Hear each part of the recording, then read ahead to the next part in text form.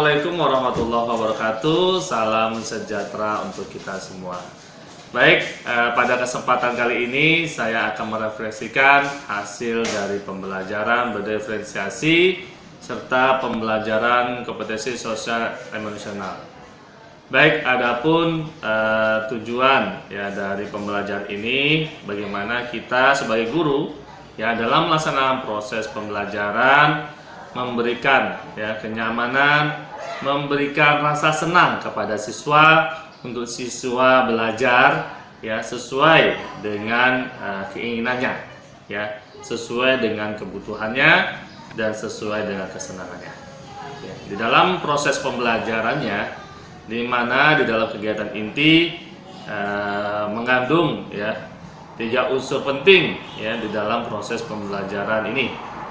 Yang pertama, diferensiasi konten, ya bagaimana mengisi materi-materi yang diberikan, yaitu berdasarkan dari kebutuhan siswa, kemudian minat siswa, dan juga profil atau gaya belajarnya. Kemudian diferensiasi proses, bagaimana proses yang diberikan ya sesuaikan dengan minat dan kebutuhan siswa tersebut. Sedangkan diferensiasi produknya, bagaimana tugas yang diberikan kepada siswa disesuaikan dengan profil atau gaya belajarnya.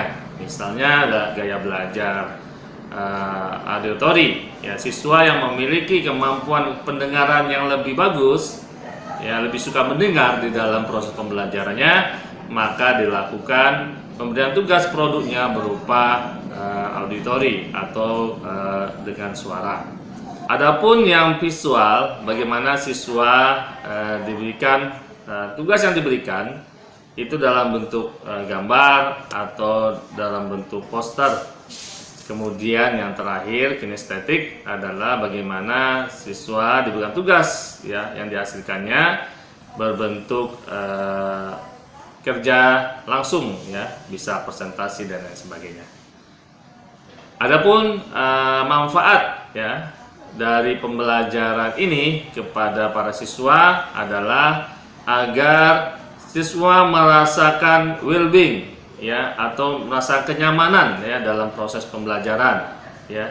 Jadi bagaimana dia senang ya dalam proses pembelajarannya dikarenakan sesuai dengan keinginannya ya, sesuai dengan kesenangannya, sehingga siswa merasa enjoy ya ketika belajar untuk mengembangkan dirinya ya.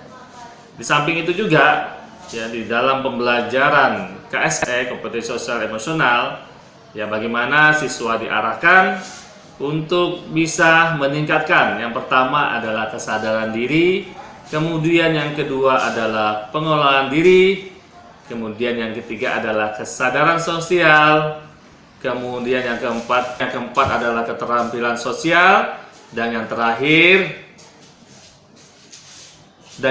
adalah pengambilan keputusan yang bertanggung jawab. Ya, bagaimana dari dalam proses pendidikan yang dilakukan bukan saja untuk mengembangkan akademiknya saja, tetapi bagaimana menciptakan hubungan sosial, hubungan emosional dengan rekan-rekannya. Ya. Jadi ketika anak-anak murid kita memiliki sifat dari ini, memiliki kompetensi sosial emosional, maka dia insya Allah akan menjadi orang-orang yang berhasil di kemudian hari.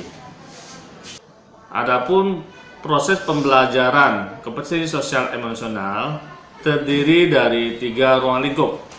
Yang pertama adalah rutin, yang mana kegiatannya dilakukan di luar kegiatan akademik.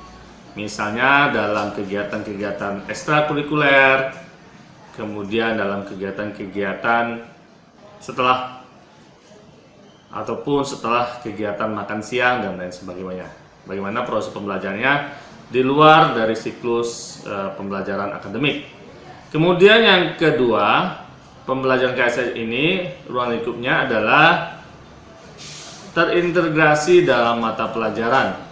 Ya, bagaimana setelah proses pembelajaran melakukan kegiatan refleksi dari kegiatan yang dilakukan, membuat diskusi kerja kelompok untuk memecahkan permasalahan yang terjadi. Kemudian ruang lingkup yang ketiga adalah protokol, yang mana proses pembelajaran kompetensi sosial emosional dapat menjadikan budaya positif ya bagi peserta didik, sehingga menjadi habit atau kebiasaan di dalam kehidupan sehari-hari. Itu 3 prinsip dalam proses pembelajaran KSE ini, dimana di dalam sebuah RPP-nya itu bisa digabungkan antara pembelajaran berdiferensiasi dengan pembelajaran KSE ini, sehingga tujuan yang diharapkan benar-benar dapat tercapai dan terlaksana dengan baik. Kemudian sebelum kita melakukan proses pembelajaran, bagaimana langkah-langkah guru ketika ingin melaksanakan proses pembelajaran ini?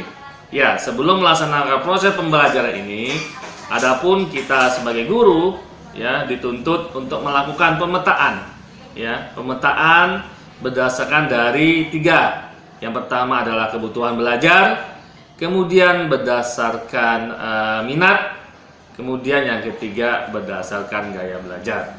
Ya, jadi sebelum kita melakukan proses pembelajaran, hendaknya kita melakukan yang disebut dengan pemetaan, sehingga proses pembelajaran ini dapat berjalan dengan lancar. Kemudian ya di dalam proses pembelajarannya kita berusaha untuk mengembangkan ya potensi-potensi dari peserta didik ya melalui keinginan atau kesenangannya. Jadi kita ingin membuat bagaimana siswa merasa nyaman, ya membuat merasa senang dan lain sebagainya. Setelah melaksanakan proses pembelajaran berdiferensiasi dan juga proses pembelajaran kompetensi sosial emosional. Dan selanjutnya saya akan untuk berkolaborasi dengan rekan sejawat saya di sekolah ini ya untuk menciptakan proses pembelajaran yang mengarah kepada pembelajaran berdiferensiasi dan juga pembelajaran kompetensi sosial emosional, sehingga peserta didik ya diharapkan mempunyai karakter profil pelajar Pancasila yang sama-sama kita harapkan, seperti yaitu beriman dan bertakwa kepada Tuhan Yang Maha Esa, berakhlak mulia, kemudian memiliki berkebinekaan global, bernalar kritis, kreatif, dan mandiri. Sehingga perlu dukungan dari semua pihak, ya mulai dari kepala sekolah, kemudian wakil kepala sekolah, pembina OSIS, wali kelas, dan tentunya juga adalah peserta didik ya, bagaimana kita bisa memberikan kemanfaatan dari model pembelajaran yang kita ajarkan ini. Terima kasih atas perhatiannya. Ya, mohon maaf bila terdapat kesalahan. Saya akhiri dengan wabillahi taufiq wal hidayah. Assalamualaikum warahmatullahi wabarakatuh.